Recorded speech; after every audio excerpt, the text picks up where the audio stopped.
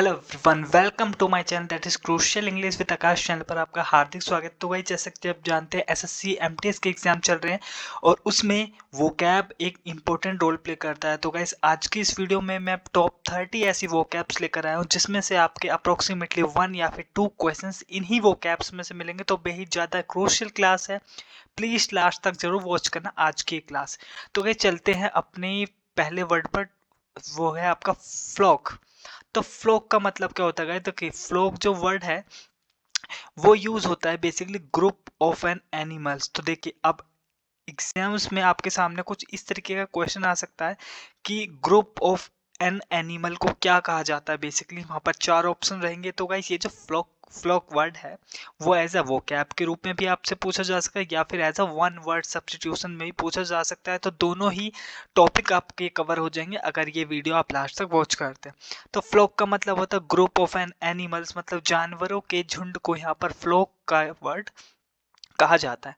अब है आपका फ्लीट। देखिए फ्लीट वर्ड होता है वो होता है ग्रुप ऑफ शीप। तो जहाजों का जो बेड़ा होता है, जहाज जो होते हैं उनके ग्रुप के मतलब कि समूह को क्या कहा जाता है? वो होता है फ्लीट। तो fleet is also a very good word for SSC MTS exams. Third जो आपका वर्ड है वो है स्टैक। तो स्टैक होता है ग्रुप ऑफ पेपर्स। तो ग्रुप ऑफ पेपर्स को क्या कहा जाता है? मतलब कि पेपर्स के समूह को आपका स्टैक कहा जाता है।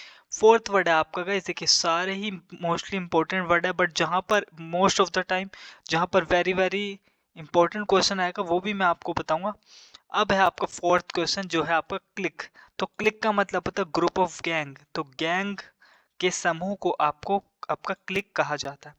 Fifth word very very important, मैं इस क्वेश्चन को कहूंगा गाइस वेरी वेरी इंपॉर्टेंट है ये वाला क्वेश्चन आपका, जो कि है आपका क्वेश्चन नंबर 5, दैट है ट्रूप। तो देखिए आपको ये स्पेलिंग याद रखनी पड़ेगी। Troop TROOP।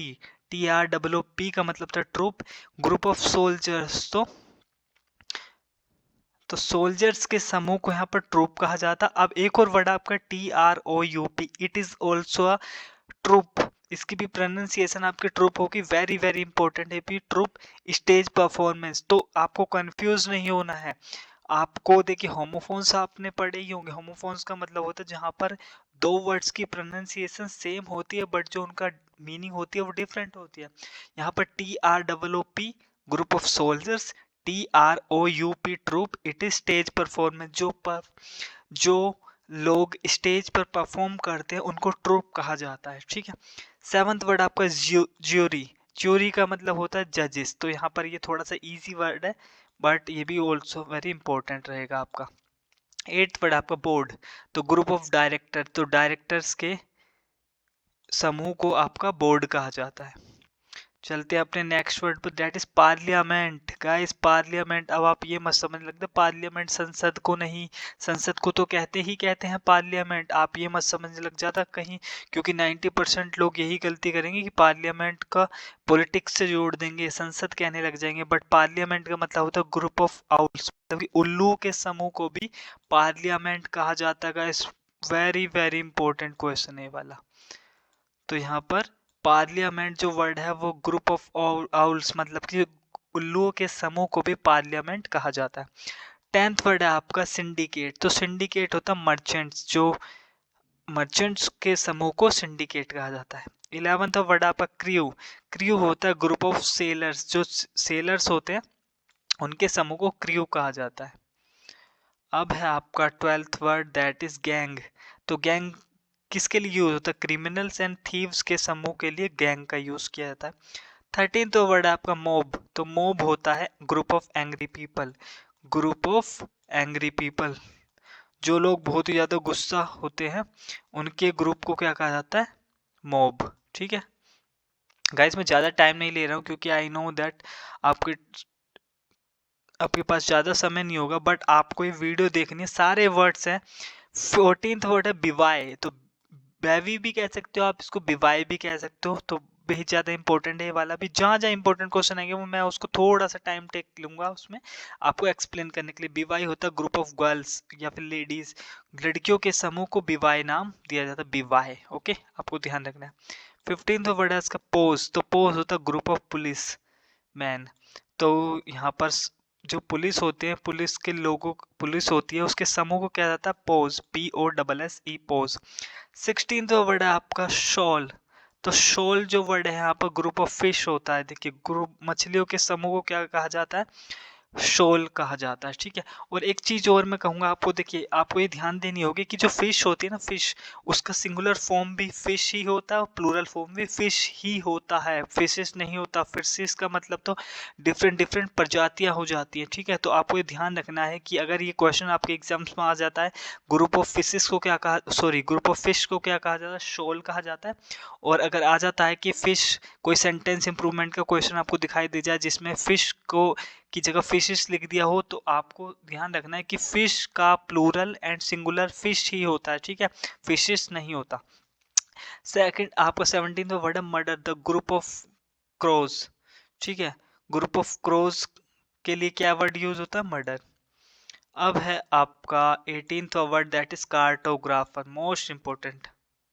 इसको भी मैं कहूँगा मोस्ट इंपोर्टेंट क्वेश्चन है गाइस। ये कार्टोग्राफर होता है a person who makes maps और ग्राफ, एक ऐसा व्यक्ति जो मैप की रचना करता है या मतलब कि मानचित्र बनाता है, उसको ही क्या कहा जाता है? कार्टोग्राफर। अब है 19th word, that is calligraphy. तो कैलीग्राफी का मतलब होता है a person who rights good hand writing. तो एक ऐसा व्यक्ति जिसकी अच्छी हैंड राइटिंग होती है, उसको क्या कहा जाता है? कैलीग्राफी। तो कैलीग्राफी होता है एक ऐसा व्यक्ति जिसकी अच्छी राइटिंग होती है। अब है आपका 20वां क्वेश्चन, दैट इज एब्डिकेट। तो एब्डिकेट का मतलब टू लीव, किसी भी चीज को त्याग देना, ठीक है। टू लीव, किसी भी चीज का त्याग कर देना, एब्डिकेट कहा जाता है। आपको ये वर्ड ध्यान रखना है, एब्डिकेट का मतलब होता है त्याग देना या फिर छोड़ देना। 21st वर्ड है आपका बेनोवलेंट। तो बेनोवलेंट का मतलब होता है काइंड पर्सन, एक ऐसा व्यक्ति जो बहुत ही ज्यादा उदारवादी होता है, दयालु होता है, उसको बेनिवलेंट कहा जाता है। 22 क्वेश्चन आपका कैंडिड। कैंडिड का मतलब होता है clear speaker who is truthfulness, एक ऐसा व्यक्ति जो साफ साफ बोलता है और एक भरोसेमंद होता है, उसको कैंडिड कहा जाता है। 23rd वर्ड है आपका डेफर। डेफर का मतलब होता है पोस्टपोन कर देना, किसी भी चीज को आगे के लिए पोस्टपोन कर देना। जैसे आपने देखा होगा कि आपके SSC MTS के एग्जाम हो, वो भी आगे आपके आगे, सॉरी सॉरी सॉरी सॉरी, गलती हो गई। यहाँ पर जो पोस्टपोन हो जाता है मतलब कि कैंसलेशन, कैंसल, एक तरीके से आप कह सकते हो पोस्टपोन कर देना। 24th वर्ड है दैट इज एम्पैथी। एम्पैथी का मतलब होता है कंपैशन। एम्पैथी होता है किसी के लिए भाव रखना, ठीक है, किसी के प्रति भाव रख देना, एम्पैथी कहलाता है। 25th वर्ड है आपका फ्यूटाइल। फ्यूटाइल का मतलब होता है कॉन्टिन्यूस, किसी चीज को लगातार करते रहना, उसको फ्यूटाइल वर्ड भी यूज होता है उसके स्थान पर। 26वां वर्ड है आपके ग्रीगेरियस। तो ग्रीगेरियस होता है एक ऐसा व्यक्ति जो बहुत ही ज्यादा मिलनसार होता है, आपका फ्रेंडली नेचर का होता है, ठीक है। एक ऐसा व्यक्ति जो जिसका बिहेवियर फ्रेंडली होता है, उसको ग्रीगेरियस कहा जाता है। 27वां वर्ड है आपका लिंगर्ड। तो लिंगर्ड का मतलब होता है डिलीटेड या फिर लेट। लिंगर्ड किस यूज में भी होता है? यूज होता है आपका डिलीटेड के लिए, ठीक है। 28वां वर्ड है आपका डेरोगेटरी। तो डेरोगेटरी होता है प्रेजिंग, किसी की अप्रिशिएट करना, किसी को प्रेज करना या फिर अप्रिशिएट करना, तारीफ करना, उसको डेरोगेटरी कहा जाता है। 29वां वर्ड है आपका रिहेटोरिक। रिहेटोरिक का मतलब होता है who rights and speak effectively, sorry मेरी जो प्रोनाउंसिएशन थोड़ी सी गलत हो जाती है।